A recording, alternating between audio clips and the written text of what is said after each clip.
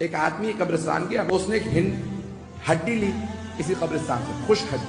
ہڈی کیلشیم کی ہوتی ہے، اور کیلشیم جو ہے وہ خشک ہو جاتا ہے تو پاؤڈر بن جاتا ہے۔ اس نے جلدی سے اسے پیسا، پاؤڈر بنایا، رسول اسلام کے سامنے آیا اور ایک مرتبہ کہا وَمَن يُخْلِقِ الْعِظَامَ وَهِيَ رَمِيمٌ، ان ہڈیوں کو دوبارہ زندہ کون کرے گا جبکہ یہ خاکستر بن چکی ہیں، پاؤڈر بن چکی ہیں۔ اللہ کو سوال اتنا پسند آیا، اللہ نے اس کے سوال کو قرآن کریم کے سورہ یاسین میں رکھا،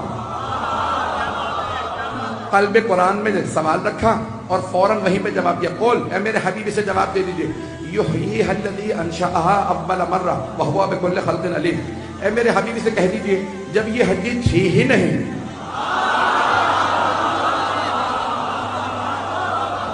جب ہڈی تھی ہی نہیں تو اللہ نے بنا دی تھی، ہڈی جب ختم ہو جائے گی تو پلٹانا کون سی بڑی بات ہے۔